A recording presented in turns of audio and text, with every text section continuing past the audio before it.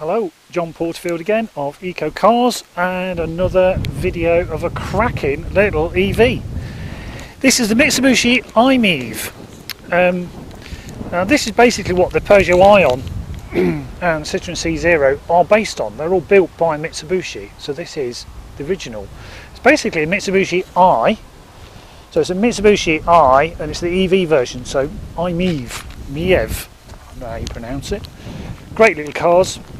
This is registered the 20th of July 2012. Ex-lease, just one owner from new, and it's cracking. I quite like the wheels on the I-Miev.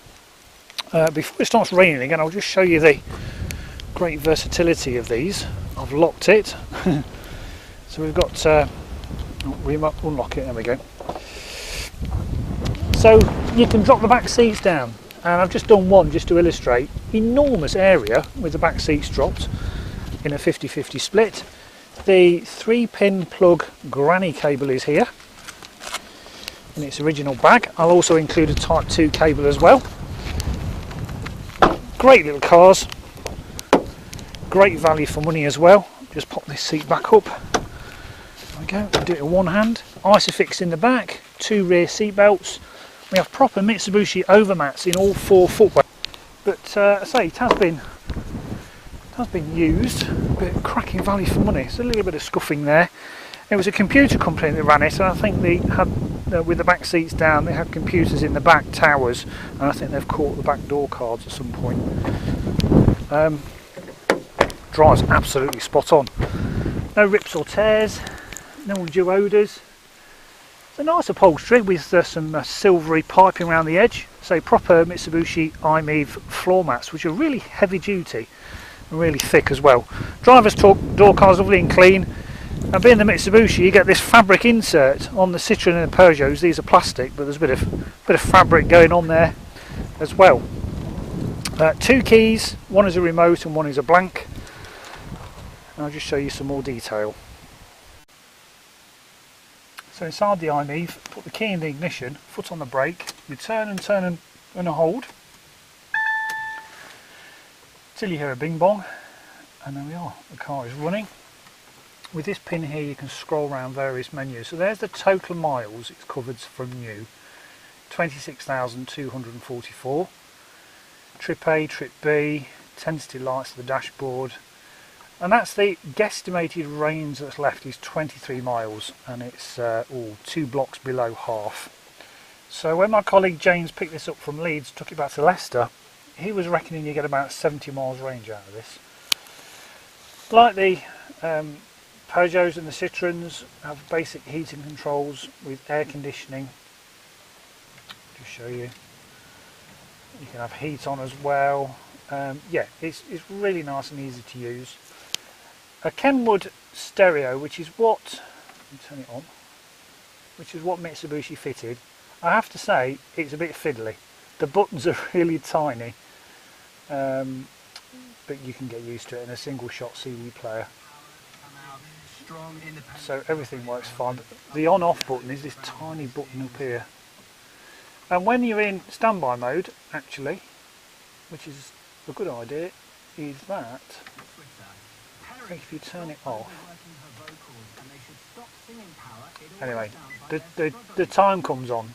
There we go, 11:44, and it's got auxiliary input. Why am I going on about the radio? I don't know, but the radio's got the time displayed, which I think is a really good idea. Electric windows all round. Being the Mitsubushi, we have extra, what would the word be? Facilities for driving. So you've got park, reverse, neutral and drive, which is what you have on the C0 and the Peugeot, and then it basically stops like that. But because Mitsubushi make these, they withheld these extra positions. So piece of park, foot on the brake, reverse, neutral, drive, and you get the D on the dashboard.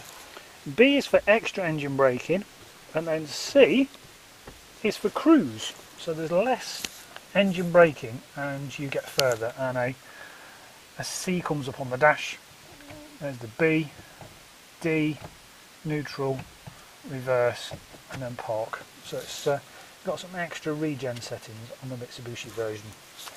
It also has, just here, rather strangely, is a heated driver's seat, and here is a heated passenger seat, so it's very nice and toasty in the winter. Yeah, cracking little car. V5 is here, leased by Arval, no previous keepers. And the date of registration there is the 20th of July 2012. The service book is here. We're going to try and track down the actual manuals of this car, but these are available online. The V5 is here, the MOT is here. It's MOT till the 23rd of August 2018 and no advisories. And there is also some service check sheets, get it out of the packet, from Mitsubushi dealer. There we go, showing a couple of check sheets and a service book here.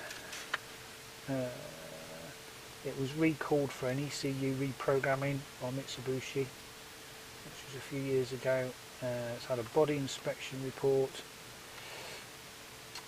So there we go. Right, the last service was at 22,000 miles. It's now showing, what was it, 20, let's just check, now showing 26. So it was serviced, what, just 4,000 miles ago by Mitsubushi on the 18th of the 8th, 16. So not a lot to service on electric vehicles, as no doubt you've heard me saying before. So yeah, there we go, cracking little car. We will not have this for long. So before I walk you around the car, I'll just take you for a short test drive.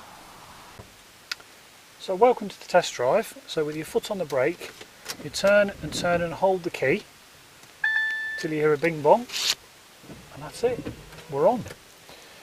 So you pull it down from P all the way down to D for drive, foot off the brake, screw the throttle. Now, you might be able to hear that sort of spaceship noise.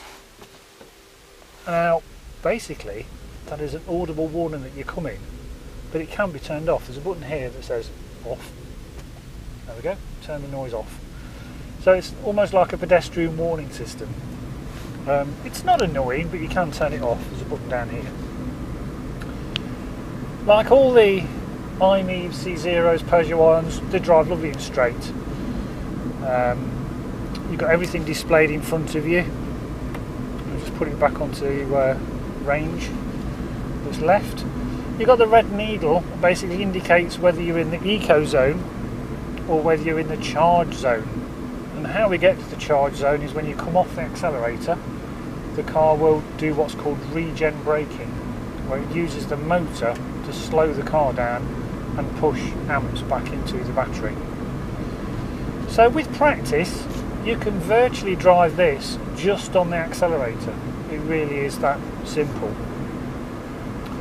The gear stick arrangement, like I mentioned before, so you're in D for drive, you can pull it back for B, and it's a heavier regen, or if you're doing longer trips, pull it all the way down to C for cruise, and that means when you come off the throttle there is less regen, which when you're doing just straight runs on the level is more economical than driving in D. But I can explain all that to you, or you can play around with the settings between B, C and drive. So I'm back in D for drive now. Here on Orkney, CSO manned Conrad in Stromness services electric vehicles. Servicing wise, it's a pollen filter to make the car smell nice, a brake fluid change every 2 years, and then a general check over wipers, lights, tyres, brakes, etc. So no oil to change, no cam belts, no particulate filters, no exhaust system. Cracking little cars. This too has the granny cable, which basically means it will charge it just over 3 kilowatts, and then 2 kilowatts for a granny cable at 10 amps. It will take around 1 hour, will add around 9 miles range from 16 amps or a home charger or a fast charger it will charge at the rate of 1 hour at about 15 miles range. And this also has rapid charging as well. So pull up to a CHAdeMO rapid charger and this will charge from nearly flat in about 17 minutes up to 80%. So with planning you can drive these the length of the country. So I'm going to come off the accelerator, I'm going to add a bit of B, some extra regen, let the car naturally slow, not touching the brakes. I'm actually going downhill slightly, just going to touch the brakes for the last few metres, there we go. Can you hear that noise? Let me turn it off. There is it off. That other whirring you can hear is the coolant cooling the inverter and the motor. So that concludes the short test drive. So what I'll do now is take you for a final walk around this car.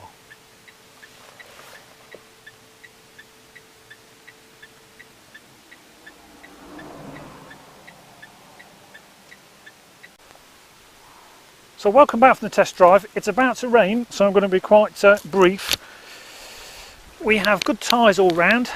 The alloys are showing some scuffing, quite funky alloys. Locking wheel nut is here, along with the locking wheel nut key, and there are no lips on the brake discs. There's a few marks down the side. There's a little mark there that will touch him with a pen. The rear alloy is perfect, again with locking wheel nut, lots of tread on the tyres. A few marks to the rear bumper, we're really fussy. That alloy is good. There's a scratch here, we're being quite fussy.